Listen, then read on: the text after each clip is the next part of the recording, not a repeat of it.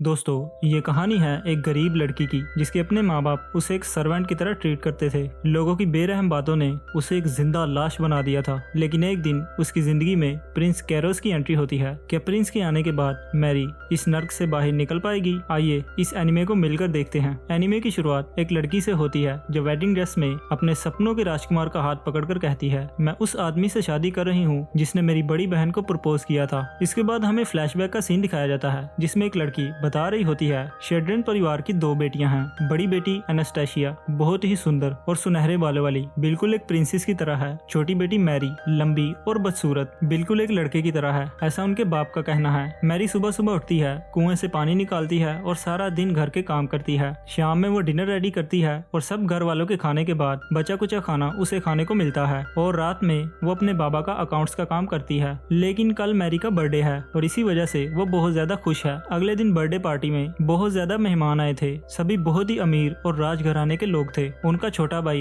एनास्टेशिया से कहता है, आप बहुत ही प्यारी लग रही हैं। जबकि दूसरी ओर मैरी ने सिर्फ एक सिंपल सा ड्रेस पहना होता है। तभी उनका बाप सबके सामने कहता है, आज के इवेंट की असली स्टार है मेरी बेटी एनास्टेशिया। मैरी ये देखकर बहुत दुखी होती है। असल में उसकी बर्थडे तो एक बहाना था। इस इवेंट का असली मकसद तो एनास्टेशिया के लिए अमीर लड़का ढूंढना था। मैरी उस इवेंट से भाग जाती है और चांदनी रात में एक फाउंटेन के सामने आकर बैठ जाती है। आखिर मैं इतनी बदसूरत क्यों हूँ? तभी वहाँ एक लड़के की एंट्री होती है। वो पोलाइटली पूछता है, मुझे माफ कीजिएगा मिस, यहाँ बर्थडे पार्टी कहाँ पर हो रही है? वो लड़का मैरी को देखकर एक मेड समझता है, लेकिन उसकी मेड तुरंत बताती है शेड्रन फैमिली की एक ही मेड है, 60 साल की एक बूढ़ी औरत। ये लड़की जरूर उन दोनों बेटियों में से एक होगी। प्रिंस उससे तुरंत माफी मांगता है। उसके शाही कपड़ों को देखकर मैरी कहती है, आप जरूर इप्सेंड्रो स्टेट के राजकुमार होंगे। वो उसे उनके कल्चर के बारे में और भी बताती है। प्रिंस उसकी नॉलेज को देखकर हैरान रह जाता है। तभी मैरी को अपने बाप की वो बात याद आती है, किसी अजनबी के सामने एक लड़की का नॉलेज शेयर करना शर्मिंदगी होती है। इसलिए वो तुरंत उससे माफी मांगती है। इतनी शर्मिंदगी से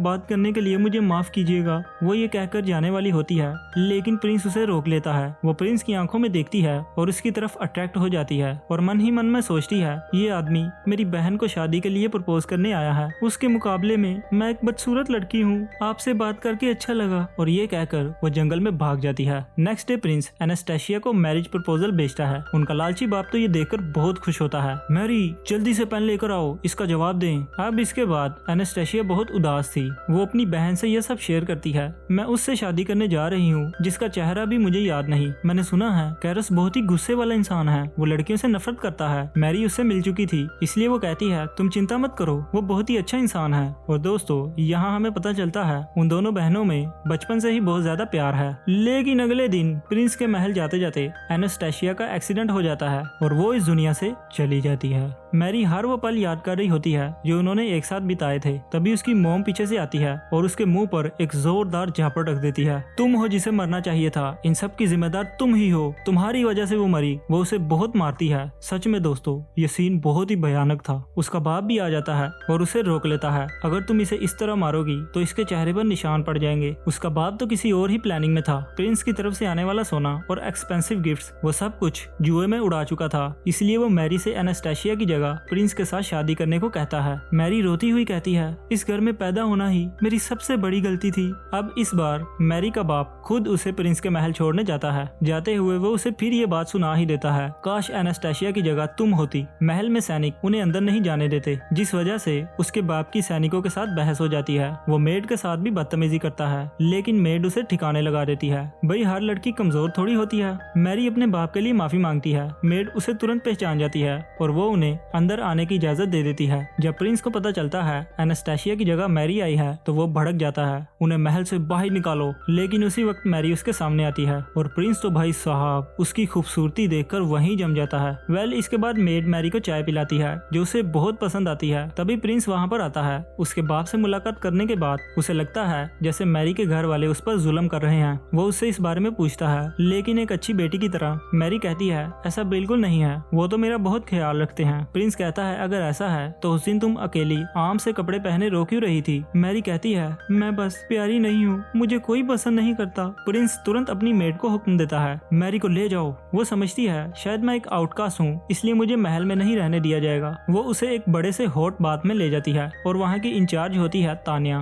अपनी जिंदगी में वो पहली बार इतना रिलैक्स फील कर रही थी और जब नहा धोकर तैयार होकर वो प्रिंस के सामने आती है तो भाई साहब प्रिंस की आंखें तो फटी की फटी रह जाती हैं। दोस्तों मैरी सच में बहुत ब्यूटीफुल लग रही थी। अब प्रिंस की मदर आकर मैरी को देखती है और उन्हें भी मैरी बहुत पसंद आती है, लेकिन वो कहती हैं मैरी में कॉन्फिडेंस की कमी है। एक ड्यूक की वाइफ को हमेशा फख्र के साथ अपना सर ऊंचा रखना चाहिए और इसी के साथ मैरी अब से प्रिंस की मंगेतर है। लेकिन मैरी चीख कर कहती है मैं ऐसा नहीं कर सकती। अब नेक्स्ट सीन में प्रिंस इस गम में शराब पी रहा था क्योंकि मैरी ने उसे रिजेक्ट कर दिया है और हमें पता चलता है उस दिन प्रिंस ने मैरी के लिए ही रिश्ता भेजा था। ऐसा क्यों था चलिए जानते हैं। इसके बाद हमें प्रिंस के फ्लैशबैक का सीन दिखाया जाता है जब प्रिंस एक छोटा सा क्यूट सा बच्चा था। प्रिंस के बाप की 2 बीवियां थी, लेडी लोरा और प्रिंस की माँ लेडी लियू। पहली बीवी में सब लड़कियां ही थी और दूसरी बीवी में से प्रिंस कैरोस था। एक आउटकास्ट होने की वजह से राजा की पहली बीवी प्रिंस की माँ को हमेशा टॉर्चर करती थी, लेकिन अंदर ही अंदर वो प्रिंस से प्यार भी बहुत करती थी क्योंकि बेटे की खुशी तो उसे भी चाहिए थी ना।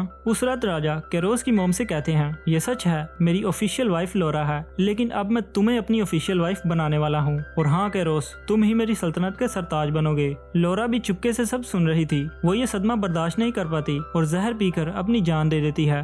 उसकी मौत के बाद लियू को राजा की ऑफिशियल वाइफ का दर्जा दे दिया जाता है। उसकी माँ को एक रखेल से ज्यादा और कुछ नहीं समझा जाता था। इसी वजह से वो प्रिंस को साथ लेकर अपने किंगडम वापस आ गई थी और यहाँ अपनी मेहनत के बलबूते पर प्रिंस अपना मुकाम दोबारा हासिल कर लेता है। यही वजह है प्रिंस को हमेशा नोबेल हाई स्टेटस फैमिली से नफरत है। इसके बाद प्रिंस अपने दोस्त के महल पार्टी पर आया होता है। वहाँ पर उसका दोस्त बताता है शेड्रन फैमिली को तो तुम जानते ही हो, उन्होंने एक बर्थडे पार्टी ऑर्गेनाइज की है। उन्होंने ये इन्विटेशन सभी अमीर लड़कों को भेजा है क्योंकि वो चाहते हैं कोई अमीर लड़का आए और उनकी बेटी को पसंद कर ले। प्रिंस के बाप का बर्ताव उसकी माँ के साथ बिल्कुल ठीक नहीं था। इसी वजह से उसे बचपन से ही शादी पर भरोसा ही नहीं था, लेकिन वो फिर भी चाहता था उसे कोई अच्छी और प्यार करने वाली बीवी मिले। और इसी तरह उसकी मुलाकात मैरी से होती है। मैरी उसे पहली नजर में ही बहुत पसंद आ जाती है। वो भागता हुआ सीधा उसके बाप के पास जाता है। आपकी बेटी कहाँ पर है? उसका बाप तो शराब के नशे में टल्ली हुआ कहता है वो रही, शादी करोगे उससे? प्रिंस जब उसे देखता है तो कंफ्यूज हो जाता है। उसे लगता है जिसे वो बाहर मिलकर आया है उसका नाम एनास्टेशिया है और जो ये अंदर है इसका नाम मैरी है। प्रिंस उसे हर जगह ढूंढता है लेकिन उसे वो कहीं भी नहीं मिलती, इसलिए वो अपने महल जाता है और एनास्टेशिया के लिए शादी का प्रपोजल भेज देता है। वो इसका वेलकम करने के लिए बहुत सारी तैयारियां करता है, लेकिन जैसे ही उसे पता चलता है वो तो रास्ते में ही चल बसी। उसका दिल टूट जाता है।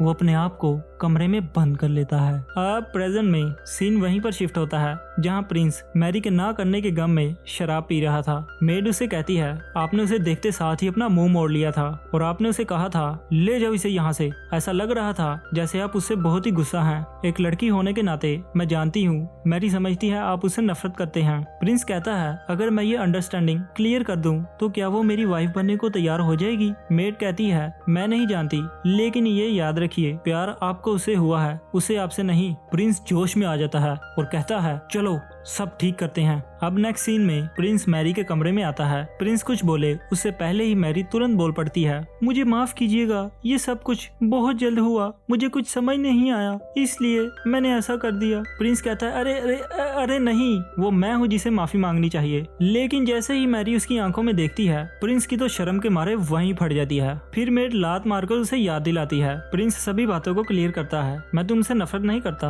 और उस रात के लिए माफी भी मांगता है जब उसने उसे मेड समझा था। मैरी कहती है मैं बहुत ज्यादा चौंक गई थी इसलिए मैंने आपका प्रपोजल रिजेक्ट कर दिया था। मुझे पता है ये मेरी ड्यूटी है और मुझे इसे पूरा करना है। मेरे डैड ने कहा था तुम्हें अपनी बहन की पोजीशन लेनी होगी। यहाँ पर दोस्तों मैरी ये समझ रही थी कि प्रिंस एनास्टेशिया से प्यार करता है और वो सिर्फ उसे शादी के लिए मनाने की कोशिश कर रहा है। प्रिंस उसे बताने ही वाला था मैं तुमसे प्यार करता हूँ, लेकिन मैरी के पेट में चूहे दौड़ रहे थे इसलिए सब खाने के लिए डाइनिंग टेबल पर आ जाते हैं। अब डाइनिंग टेबल पर प्रिंस आखिर उसे उसे बता ही देता है, उस रात जब मैंने तुम्हें पहली बार देखा मैं पहली ही नजर में तुम्हारे प्यार में डूब गया। लेकिन तुम दोनों बहनों के नाम की कंफ्यूजन की वजह से वो लेटर एनास्टेशिया को दे दिया गया। मैरी उसका यकीन नहीं करती, उसे लगता है प्रिंस ये सब सिर्फ उससे शादी करने के लिए कह रहा है। वो कहती है मैं जानती हूँ प्रिंस के लिए शादी करना एक ड्यूटी है, आपको मेरी फीलिंग्स की चिंता करने की कोई जरूरत नहीं है। प्रिंस कहता है Mary I love you. Mary वहीं जम जाती है, चुप खामोश। प्रिंस कहता है तो ठीक है, अगले 3 महीने में हमारी इंगेजमेंट सेरेमनी है,